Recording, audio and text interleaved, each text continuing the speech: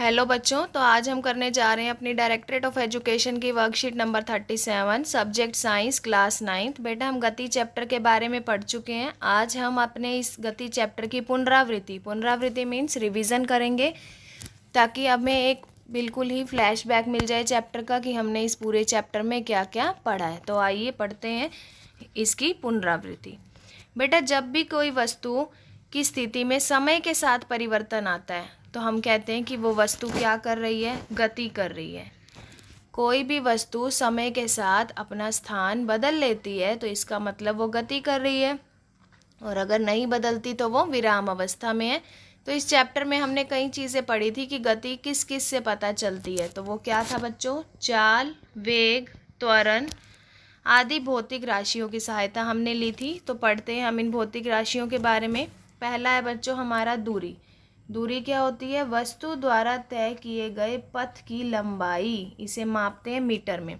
आप कहीं भी घर से स्कूल जाते हैं, स्कूल से घर आते हैं, तो बेटा घर से स्कूल जाने में जो भी आपके पथ की लंबाई थी, यानी कि आपने कितनी दूरी तय करी, और किस में मापोगे आप इसे? मीटर में। दूसरा है बच्चे विस्थापन।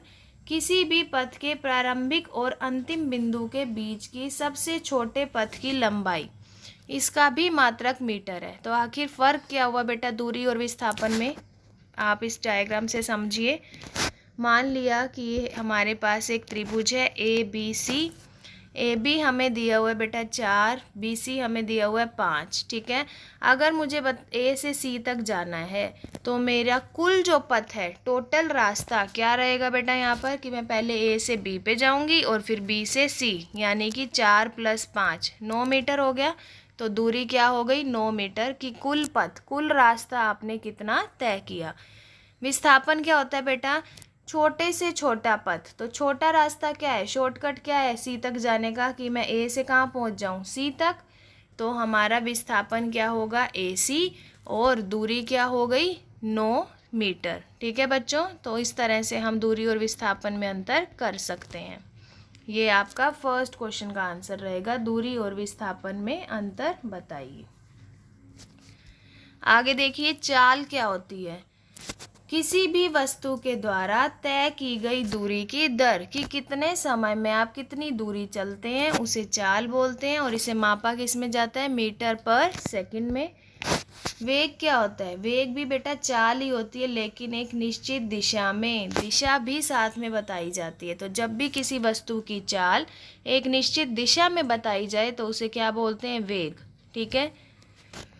ये गति के 3 समीकरण है बेटा। हमने लास्ट वर्कशीट में, उससे लास्ट एंड उससे भी लास्ट 3 वर्कशीट कंटिन्यू हमने गति का पहला, दूसरा और तीसरा समीकरण ग्राफीय विधि से निकाला था। तो ये आपका सेकंड आंसर रहेगा।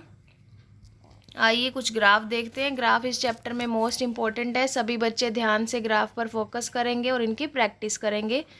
फर्स्ट ग्राफ आप देखिए, बिल्कुल ही आपको सीधी रेखा मिल रही है। तो सीधी रेखा किसके लिए होती है? एक समान गति। जब भी हमारी ग्राफ का रिजल्ट जो है वो समय के, यानी एक्स अक्ष के पैरेलल आता है, तो वो हमारा क्या होता है? वस्तु विराम में है। और जब भी पैराबोला आता है तो उसका मतलब है वस्तु जो है वो असमान गति कर रही है। त्वरण क्या होता है बेटा? त्वरण होता है जब भी वेग में परिवर्तन होता है समय के साथ, तो उसे हम बोलते हैं त्वरण।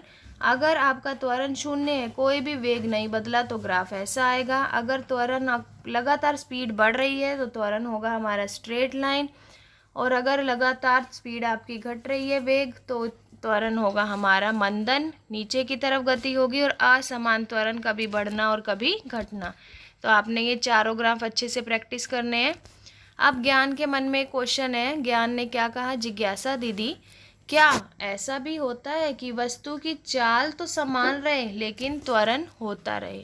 तो जिज्ञासा दीदी ने कहा हाँ, ऐसा भी होता है। कैसे बेटा? अगर आप एक पत्थर पर धागा बांधेंगे, तो धागा बांधकर आप उसको कंटिन्यू घुमाएंगे, तो क्या होगा? पत्थर का त्वरण तो बढ़ता रहेगा लेकिन उसका वेग उतना ही रहेगा।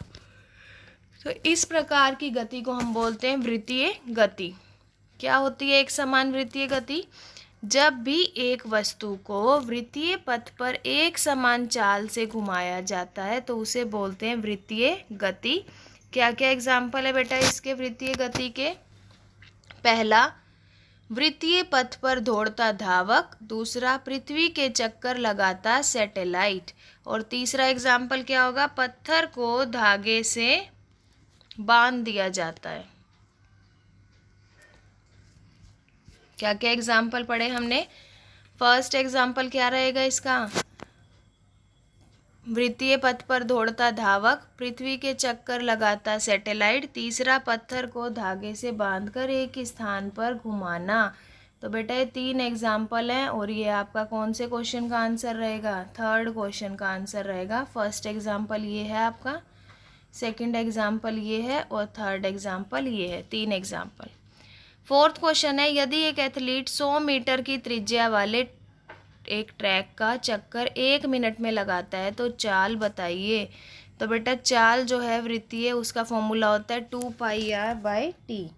तो हम इसकी वृत्तीय चाल बताएंगे 2πr/t। 2 वैल्यू ऑफ पाई कितना होता है 3.14, r मतलब त्रिज्या, 100 मीटर दी हुई है आपको, समय कितना दिया हुआ है 1 मिनट, लेकिन समय को हम किस में बदलेंगे, सेकंड में। तो 1 मिनट में कितने सेकंड होते हैं 60। तो हमारा आंसर क्या आने वाला है 10.47 मीटर पर सेकंड।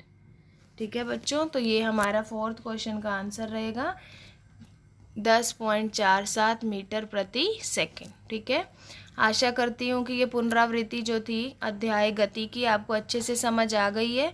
बेटा अगर आपको ये वर्कशीट समझ आई है तो आप हमारे चैनल लर्निंग लाइट को अपने फ्रेंड्स के साथ शेयर कीजिए, सब्सक्राइब कीजिए, ताकि हर वर्कशीट का नोटिफिकेशन टाइम से आपको मिल सके। Thank you.